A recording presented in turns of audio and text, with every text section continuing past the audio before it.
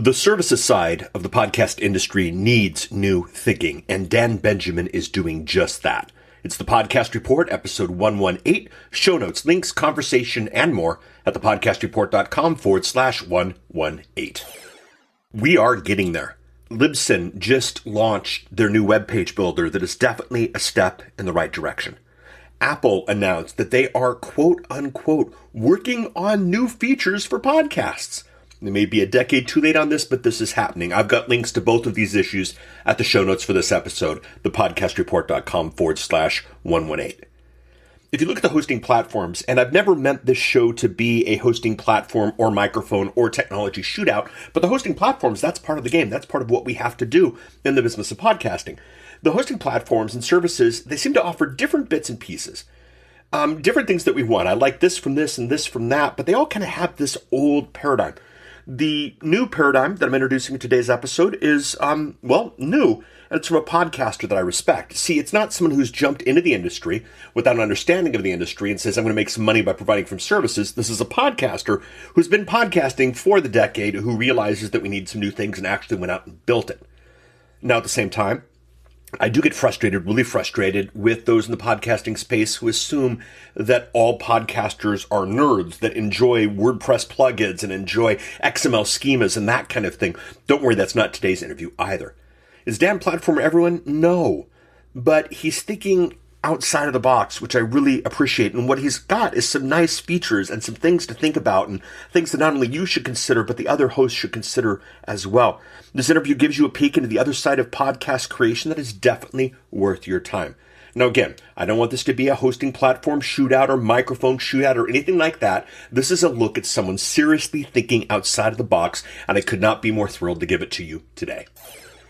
This episode is brought to you by Dial Talk Done. Who else wants podcasting as easy as Dial Talk Done? Get on the early access list by visiting dialtalkdone.com today or texting Dial Talk Done, all one word, to 678-506-7543. The phone number and the link will be in the show notes. You can check it out on your podcatcher, or obviously everything is at thepodcastreport.com/118. Today's interview is with Dan Benjamin from Fireside.fm, a new podcast hosting company. You'll notice in the first part of this interview, he was a bit surprised because I did not introduce him as Dan Benjamin of The Podcast Method. The Podcast Method is a great show, and I will definitely link to it in the show notes for this episode. But Dan has been doing a show for a while called Back to Work that, to me, is the epitome of the power of podcasting. It is one of the shows that I just don't miss any given week. There are a lot of podcasts out there that all pick based on who the interviewee is or who the topic is, but there's something special at Back to Work. And by not missing any episode of Back to Work, I've gotten to know Dan. That's one of the powers of podcasting. I've got to know who he is, what he represents. And when he announced that he was launching a new podcast platform, I knew it would be interesting. I've got links to both of his shows at thepodcastreport.com/118. Now, he's created a podcasting platform for podcasters. And having been a podcaster for so long and being a nerd for so long and being in computers for so long, he has a unique angle worth considering and examining, even if you never jump onto his platform.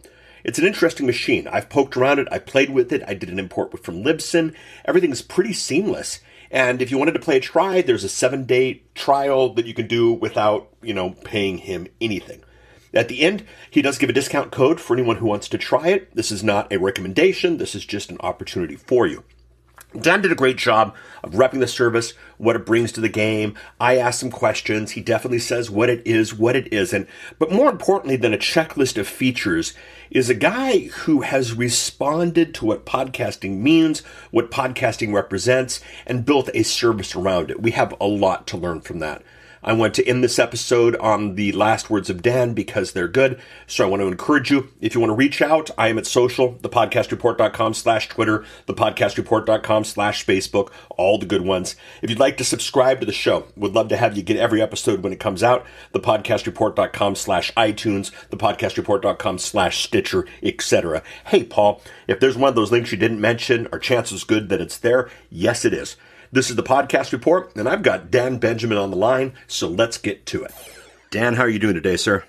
Hey, I'm doing well. How are you doing? I'm doing well. I've got Dan Benjamin from Back to Work on the line, man. I'm a big fan of his. I like what he's done both in show and in tech, and now I get to ask him a couple of questions. So it's a good day for me. Hope it's a good day for you. Back to Work. Yeah. I've never been introduced as Dan Benjamin from Back to Work before. I kind of like it. Well, I speak to Back to Work a lot because one of the things that I like about Back to Work is Back to Work is one of, as I truly believe, it's a true podcast. It wouldn't work as a radio show. It wouldn't work as a CD of the Month Club. Right. The continuity is there. There are some shows where the bantering before the content is just annoying. And I'm hitting the skip 1 minute, skip 1 minute, skip 1 minute. There are some shows that I look at I look at the description and decide whether or not I want to listen to this one. But I can honestly say I haven't missed a show. Well, that's really nice to say. Some are better than others, but that's life, and that's kind of what the show's about. Sometimes you get it out of the park, sometimes you don't. And it's been a fun little journey. And, so you've done that. You've produced a great show. Wrangling in Merlin, I think, is probably just a great feat of psychological mastery. I'm not quite sure how you pulled that off. But what's interesting is not only have you pulled off this great show, but you've also got the 5x5 network, which is in some ways a computer nerd network, like there are about 1,800 of them. But there's somehow a level of professionalism. There's somehow a level of quality. There's somehow a level of stick-to-itness that I don't see in a lot of the others. I sleep on a Casper mattress because, nice. Your show mentioned it. And I'm happy with it. And, I have bought products and services. I've examined products and services, whereas all these other sites, I'm like, I've been an Audible member for longer than you've been alive, kid. This one isn't going to matter, or this. But, I've tried this stuff because of what you've done. Your system works. And I've jumped over to Quit, and I've jumped over to a couple other shows. Roderick, I think, is is today's modern philosopher king. So that's for sure. I'll take him when I can. But not every week. It's just too much for me. But so you got the 5x5 network, and you've shared over the years glimpses of offices and technology and learning. You dipped your toe into the video podcasting water for a while. You've done these different things. And in the back of my mind for the last several years, and it has been several years with you guys, you've been chatting about this thing you're going to build, this podcast network you're going to build, and, you're going to open it up to the public. And, right. I was excited by that. And I've got some issues with people who build new tech for podcasting because we need it. We need it badly. We're still running on tech that's 10 years old in many ways. And that's just not good for anybody. Imagine if we were still on our iPhone 1s. But unfortunately, a lot of the people who build the tech tend to have no idea what tech they're building. I talked to the CEO of a company, Dan, highlighted by TechCrunch, who asked me, and I quote, and by the way, he was mentioned in TechCrunch as a podcasting company. He asked me, well, how really important is an iTunes feed? Oh, wow. Really? Yes. We were both. Oh my gosh! Did you just end the interview? And well, it wasn't an interview. It was more. I'd actually said something about him on an episode, and he'd followed up, and I kind of suggested maybe they had no clue. And the thing was, I appreciated his earnestness in calling me and following up, but just the fact that you launch a company with the word podcast and you're not quite sure what role iTunes plays into it. Right. Yeah. Exactly. That terrifies me. I was at an industry event. You were at the same event. There was a company that was selling an all-in-one package. They were there. They were sponsoring. I went up to them. I used the product before so I could speak from experience. And I said, hey, I like what you're doing. The theory is great. The people are great behind you. The reputation's solid. But I was just kind of curious that, here you are selling podcasting space, but you don't have a podcasting template. It was a CMS. Right. And the guy looks at me and says, and I quote Dan, he says, well, do you think we need one? I mean, yeah. So there's a lot of people, Paul, as I think you're leading up to, not to steal your thunder, I think there's a lot of people providing services or writing software or hosting or whatever for the podcast industry who really don't know anything about podcasting. Yeah. And I think there are a whole lot of people who see it as a business opportunity. Yeah. They don't see it as a community. They don't see it as something really cool. They don't see it as I mean, maybe they see it as those things, but that's secondary to, I can make some money here. This is a place I can go to make some money, maybe some really good money. And you know what they don't have? They don't have this. They need that. That's what they need. But they're not saying this is what they need from the inside. They're saying this is what they need from the outside, from looking in without that kind of deep understanding of the medium, of what exactly it is that's going on.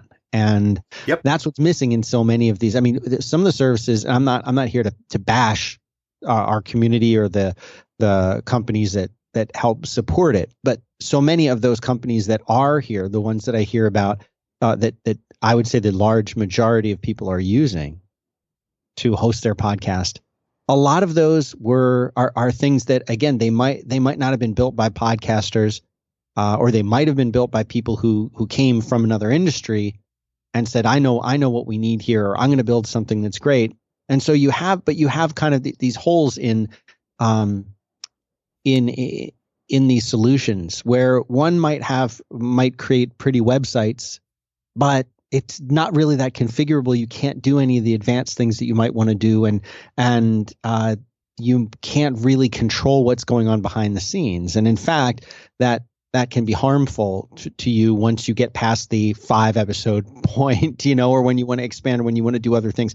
And then you have other systems that might be really, really good at serving the files, but they look like they were built in 1990, and there's no improvement there. And the websites they generate can't even be called websites, and there's no customization. And, so I mean, I found lots and bits and pieces of things. Things were kind of all over the place. And what I found was that most of the people that I talked to, or that wrote into Podcast Method to touch since you didn't mention it, that's the show I do, helping podcasters.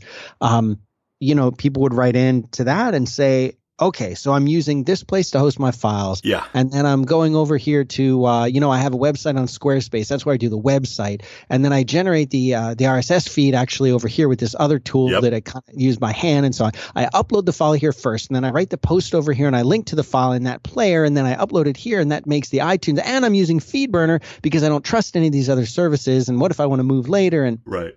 And I'm exhausted, and my wife has divorced me because I spend so much time, and this is only episode 1.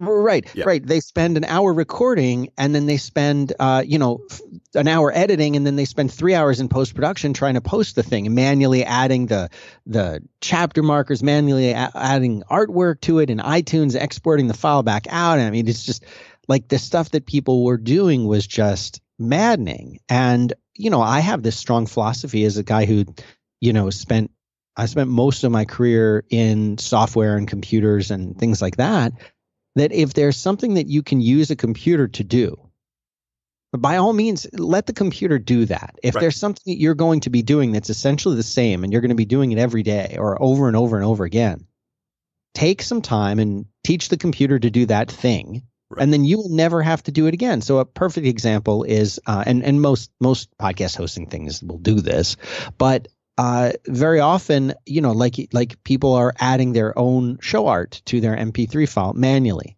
And that's one of the basic things that most podcast CMSs will now do for you. But there was a time when they didn't do that, and people are still doing it manually. And it's crazy that you would have to do that on your own when it's super easy to just have a system do that for you. So that's one of many examples. But these little bits and pieces, this one system does this, but it doesn't do this. So I've got another thing to do this. And then they'll look at a solution like the one I built, and they'll say, oh, well, it's too expensive.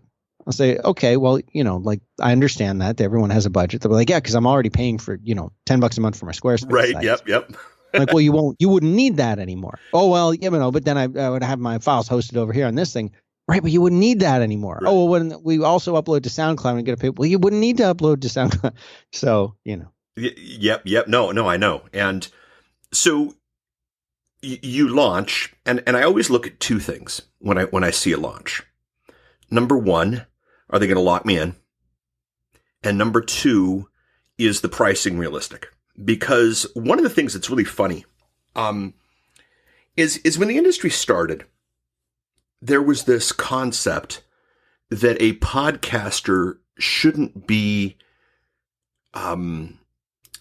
shouldn't have to pay if they were famous. And I love that concept. And what podcaster 10 years ago didn't want to be famous? But here's the thing. Bandwidth costs money. And if you have a business built on the more successful your client is, the more money you lose, it's not a good plan. Yeah. I don't care who you are. So number one, I look at, is there any longevity? Number two, I look at, honestly, is there an escape route? Some companies that should have lasted didn't. Some companies that should not have lasted didn't. So is there a way to escape? Is there a way to get out? So when you first launched, your pricing was, well, I won't even say that. During the beta process, you floated some different pricing and you had some download minimums and that kind of stuff. And I said, okay, I get what he's doing because bandwidth costs, and you were actually doing premium bandwidth, and we can chat about that a little bit if you want. But I knew the crowds would go, but I get unlimited bandwidth over at X, Y, and Z. Right. And there are several people who provide that. And you jumped in and said, all right, fine, unlimited bandwidth. Now I noticed MP3 bandwidth, not MP4 bandwidth, so I appreciate that. But still, somebody comes in, somebody can run up a lot more than $19 a month in bandwidth. Yeah, they could, sure. So tell me about why you think it's okay for people to leave, and explain a little bit about that you set that up. And then I want to talk about the bandwidth issue, because that's the one question I've got. And then I want to hear about the future, because I think that's where the bandwidth issue gets answered. But go ahead. Well, I mean, what's your, where do I start? I mean, you asked a lot of questions. Yep. I want to make sure I answer them all. Where do you want me to start with that? Well, let's start with bandwidth. I mean, potentially, and I understand the marketplace, for lack of a better term, has forced you to offer unlimited bandwidth. But I always get nervous with that one.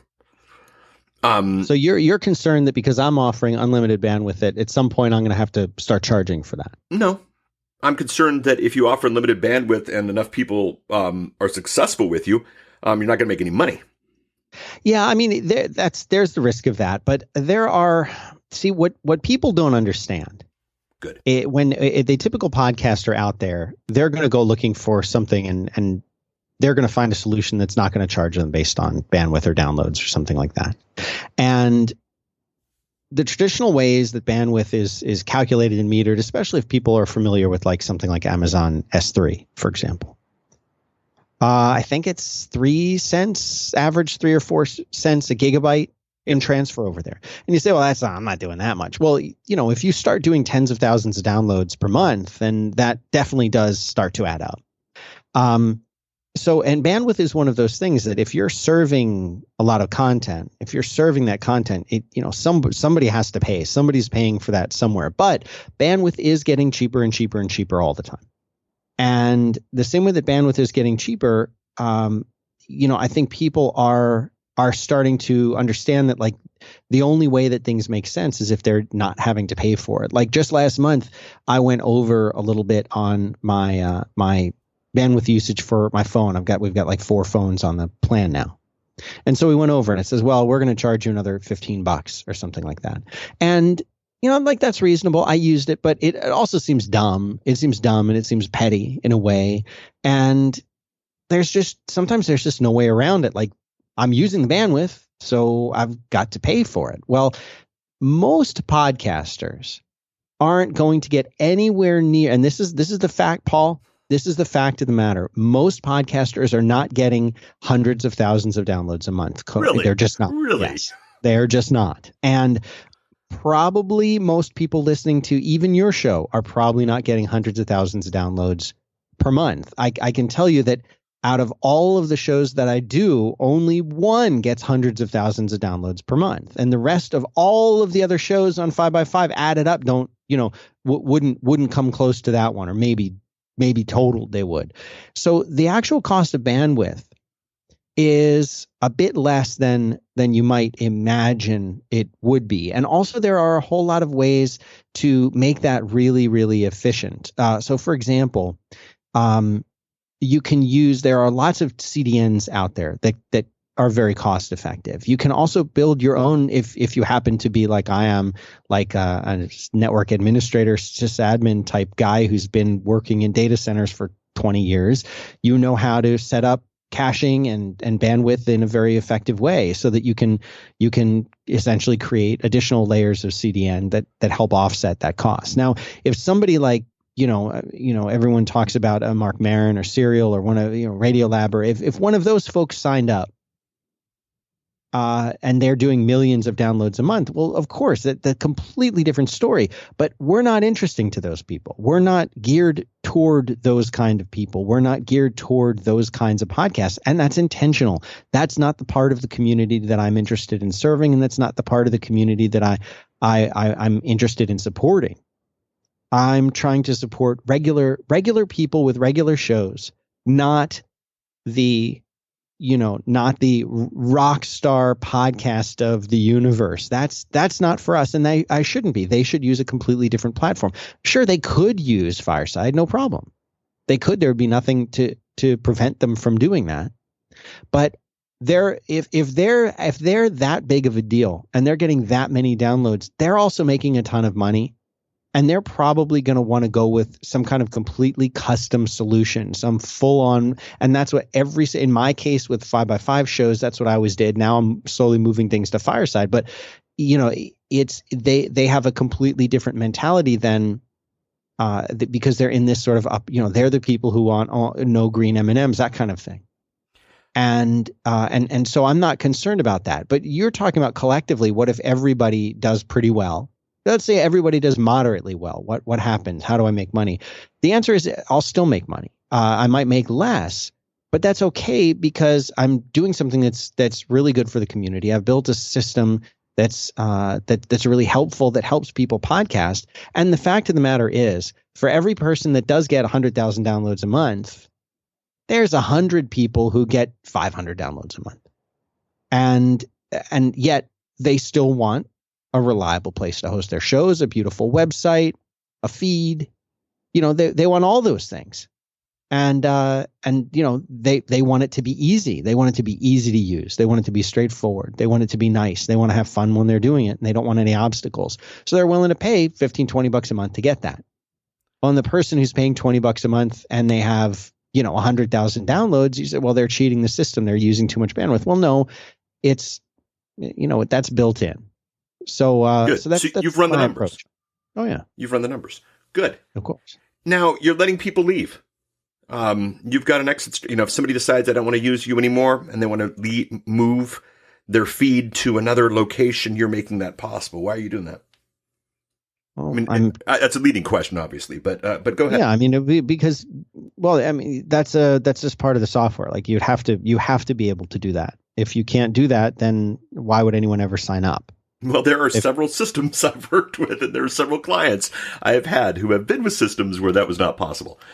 And sad, but that's horrible. Yeah. I can't even think like that. Well, I appreciate that, but I think it needs to be spoken, and I think it needs to be said because many of you listening to this show have signed up with shiny people in the past who it's been impossible to get up and leave. And I just can't imagine that. And that's because you always want to go somewhere. But it's simple. It's simple to do that. It's just a redirect. It's a one-time redirect, Yeah. As long as you want that redirect going, you're going to have to pay because you have to keep the redirect going. But, that doesn't take very long. Right. So one of the things I'll be doing eventually, I haven't built it yet, but is having a little redirect plan that you can set up and that just redirects you forever. So that you basically pay a few bucks a year and the redirect just stays there. But yeah, you got to be able to move. You got to be able to get out of there. What's coming in the future other than the redirect plan? One of the big things that we've been working on is, there's a lot of the companies out there, they're all talking the big buzzword out there now in podcasting is ad insertion. Ooh. Because everybody's coming to this medium thinking, I got to make money. I'm going to make money. How are we going to make money? It's ads. Okay. How are we going to make money with ads? Well, here's how we're going to make money with ads. And again, that's the wrong approach. It's the wrong way to think about it. That's the wrong way to go into this. But such a great buzzword, Dan. Yeah, I don't like it. I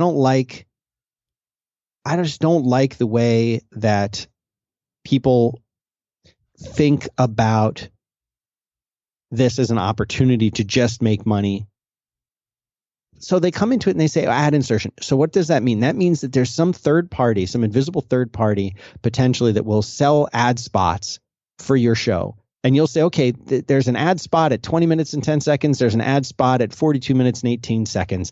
And just ads will just be inserted dynamically into your show. You don't know what they are. They're not in your voice. They're commercials. And those things will just show up in your show. You'll have no say, input, or control over what they really sound like. Maybe you will have some. And these things will go out and they'll be sometimes it's dynamic ad insertion, so that if you're in one region, an ad for that region will go into the show. If you're in another region, a different ad will go into the show. And maybe these ads are changing all the time. So if somebody downloads your show in October, they hear one ad, and in November, they hear another ad. But the thing is, these are not good ads. These are not the kinds of ads anyone wants to listen to. And these are not the kind of ads anyone wants to have in their own podcast. I don't want to any ad that was dynamically inserted. I guarantee you, Paul, I don't want to hear it. If it was dynamically inserted, I'm fast forwarding through it. I'm skipping 30 seconds and I'm skipping 30 seconds. I promise you. And I promise you that's what everybody's going to do. Very different from like me and Merlin talking about how much we like our Casper mattresses and you going to buy one. Very different. And, so that's not something that I'm focusing on, because what I see a big part of the future, I still think ads will play a role, but I think there's two other aspects that will come into the space in podcasting. One of them is member support. More and more I see people who are making a living doing shows that exist because their members are supporting them. They are donating, whether it's $1, $10, $20 a month, whatever. So Patreon is the existing big name in that space right now. They're the only name, really. I think Memberful, some people have customized Memberful, and I know the guy who built Memberful. It's a lot more work. Patreon's easy to just take people's money. But there's nothing that there's not a deep enough integration. And to have really deep integration, the kind of integration where you can say, okay, this episode I'm putting out right here, you know what? Release it to my supporting members for a week and then release it to the rest of the world. And then you don't have to do anything else. It just does that. Or giving a special feed, custom feed for every single supporting member, so they get different things based on their level. And if they stop supporting you, the feed stops working. Things like that, little things like that. I think that's pretty cool. I think something like that is a game changer for a lot of people.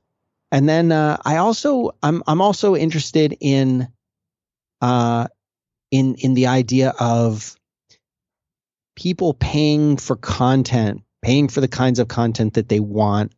I'm not sure what that's going to look like, but I pay for Netflix and I pay for HBO Go and YouTube Red and Spotify.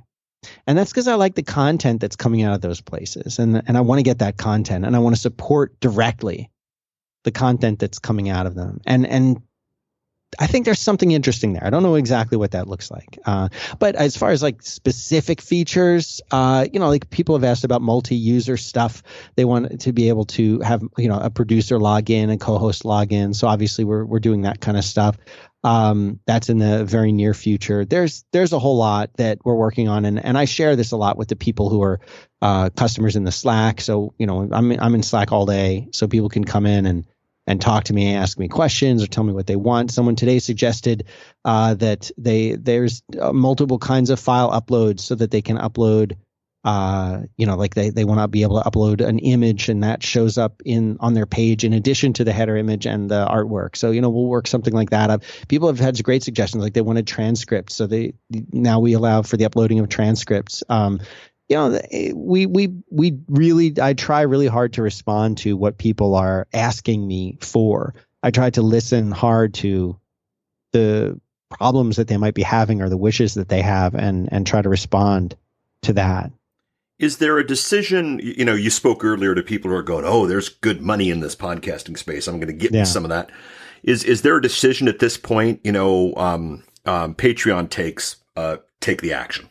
I don't know if Memberful does. I'm not familiar enough with them, but that seems to be the model for a lot of people. Other hosting companies in the podcasting space who have premium opportunities, charge, up to 50% for that. Do you have a model how you're going to play there? Are you still examining it? What's your thoughts on that? Yeah, I'm still looking at that. I'm still experimenting. I pay attention to everything. I look around at everything, and so certainly, again, I'm interested to hear what the existing users like and what the existing users are wanting to do, because they're helping build this too, and I don't want to waste my time trying to build something that no one's interested in or that no one's going to use. And I definitely don't have that philosophy of well, I'm going to tell them what they want. I mean, in some cases, I do know, pretty well what people want or what they're going to need. But a lot of the time, I spend just listening and seeing where the pain points are for people or what the features are that people want. And then typically, what people want is pretty easy, and I can just go and at it. A lot of the features that we have really did just come out of people in the chat room talking. So, what's the staying power? Why is this one going to survive? It's hard to answer a question like that, Paul, but what I think is, from my standpoint, I've been doing this now part-time since 2006, full-time since 2009. And at 5x5, over the years, we've had many, many shows. All the probably shows. We probably do about 20, 25 shows right now. We're working with a lot of different hosts, and I built 5x5 CMS from the ground up and use that as the basis to start building Fireside.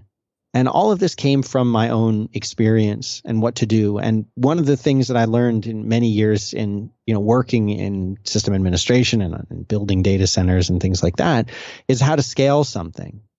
And the way that this system works, the way that it's designed is it costs less if I have few customers and costs more if I have more customers. But what that basically means is that our cost to run it is always less than the cost that or how much we're charging, in other words. So there's a built-in ability to make profit, which is important as a business. But it's designed in such a way so that we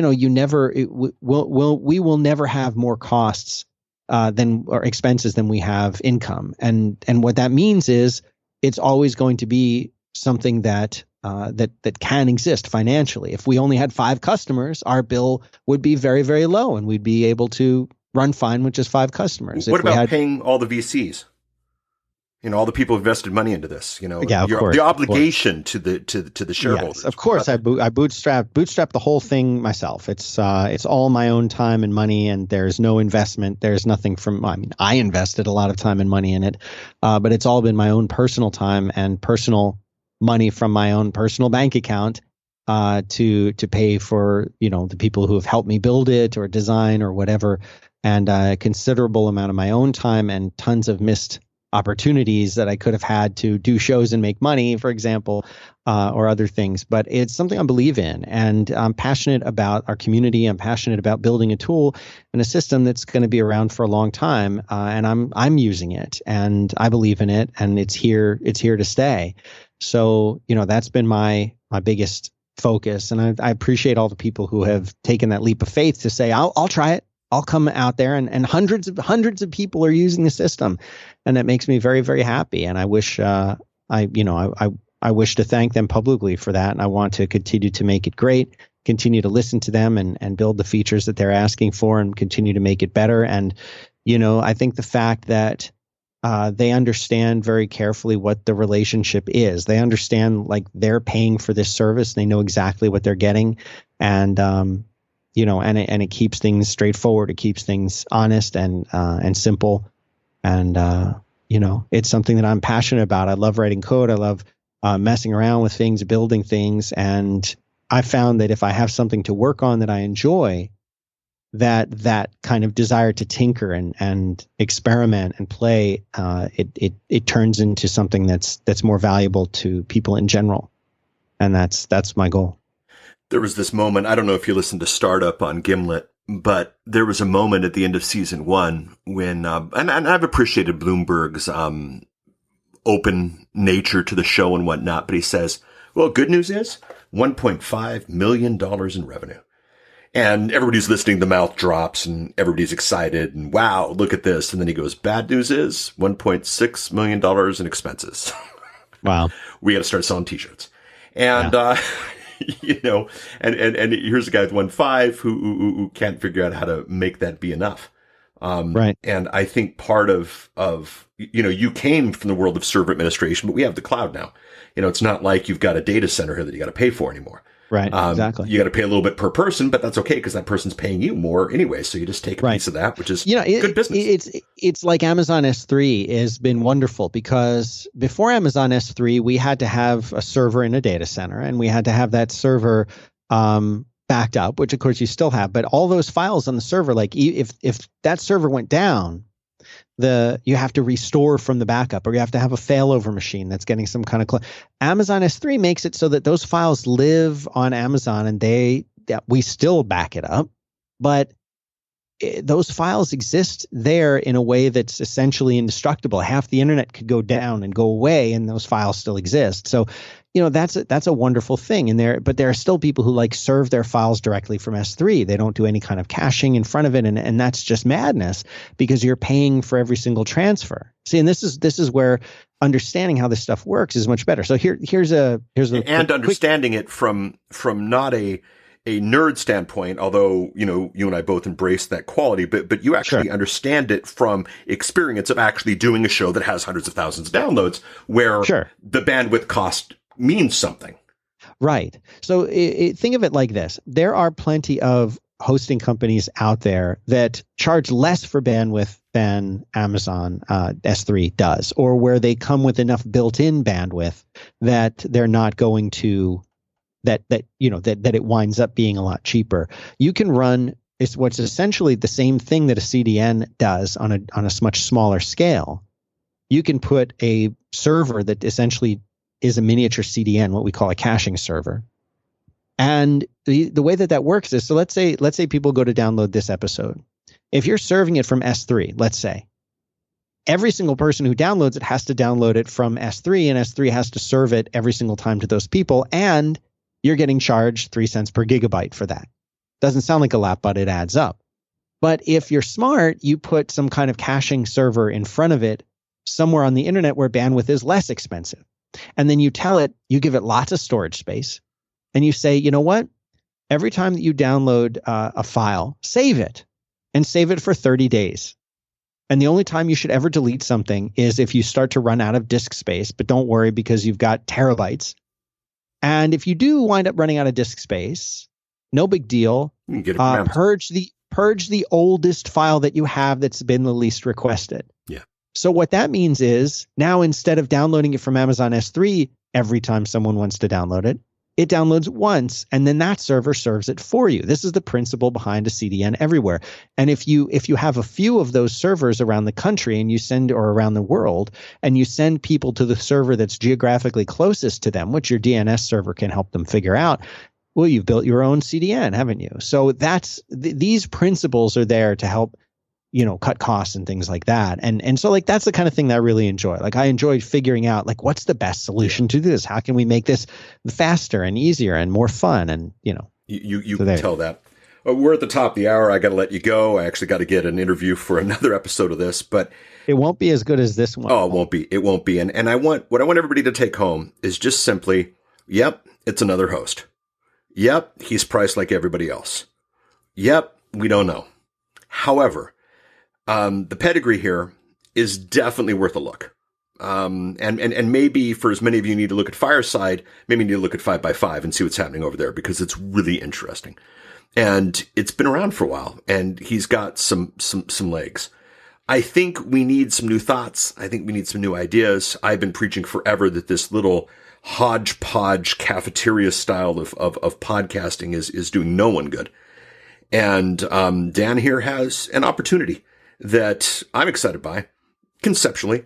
It's gonna be a little while before I can embrace it fully, but on this show, this is what we talk about, and I'm thrilled to have you on here, Dan. Give us a final close, just something to think about. Not necessarily much a sale, but it's just who's Dan and why is this thing so dang different? My name is Dan Benjamin. Thanks for having me here. It's my first time on the show. I've been doing podcasting stuff for a long time, and this is something I care a lot about. I got into this back before before iTunes had podcasts in it. back before, like in the audio time period. And just doing a podcast, that was a weird thing to be doing. It was a crazy thing to be doing. And but I always wanted to be in radio, and I remember back when I was I would sit in junior high and high school, and I had a little pocket radio, and I'd have the earphone going up inside my jacket up into my ear, and I'd be sitting in the back of the room listening to the local talk show host, and I loved it. I knew that was what I wanted to do. But when I got into college, I was a communications major, and what we used to call RTV, which is now RTF, but radio, television. And I was talking to the number one radio guy in the town I was going to school in. And I said, this is what I want to do. He said, listen, I know you hear people like me and you think this is awesome. I'm going to do what Phil does. But he's like, it's a miserable job. Working in a radio station is horrible. You get fired all the time. You have to quit all the time. You have to move around the country. You get terrible hours. You don't make as much. You don't make that much money. And he's like, it kind of sucks. And I was really discouraged by that. And he's like, is there anything else you do? And I'm like, well, I do computers. I've been doing computers since I was 10 in 1982. He's like, what? I said, yeah. He's like, you're good at computers? And this is back when working a computer was like, I can work a computer, yep. That was special. And he said, oh my God, do that. And I took it seriously, and he wasn't the only person that was telling me that. And I said, all right, fine. I'll do that since it's easy for me. But I never got rid of that bug of loving the medium, loving the concept of talk radio, always wanting to do it. And so finally, when I got to the point where I was having a pre-midlife career crisis, I was my dream of being CTO of a Silicon Valley startup was there. I was that. And I hated it. And I didn't like what I was doing, and I wanted to do something else. And I remember reading an article. I've told this story many times, but I was reading an article about Leo Laporte and Twit, and that they were doing $1.5 million in revenue per year. They didn't talk about profit. They just said revenue. And I thought, wow, if he can do $1.5 million in revenue, I could probably pay my mortgage, do a car payment. Yep.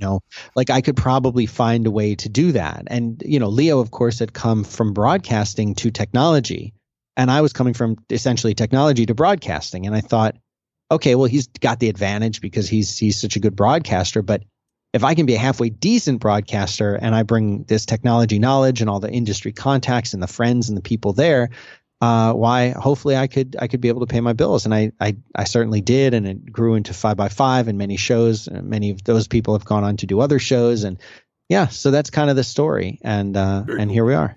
Very cool, Dan. Well, people are going to check out Fireside. I want to give your listeners a discount or something. Ooh, go for it. So this is the podcast report, right? Yep. So what do you want the code to be? Podcast report? Sure. Okay, one word, podcast report. So they can go and when they sign up for Fireside, they're going to get their first week free anyway. But they'll get, how about this, 20% off for 3 months. There we go. Deal. So that's it. Podcast right. report. And we'll put the links. It's going to be thepodcastreport.com/episode 118 or just thepodcastreport.com/118 for this one. By not having a network, I don't have to have the /B2W and that type of thing. Thank you, Dan. I could go on a long time with this, and maybe we'll have you here in the future. I've got another guy pinging me on Skype right now for his interview for this, but busy. You represent where we need to go, and only time's going to tell whether or not if you're going to pull this one off. But I don't know. I kind of feel you're gonna, and that's why I brought you on the show. I have to, Paul. I have no choice. I have to. We'll Thanks for having me. Thanks, Dan.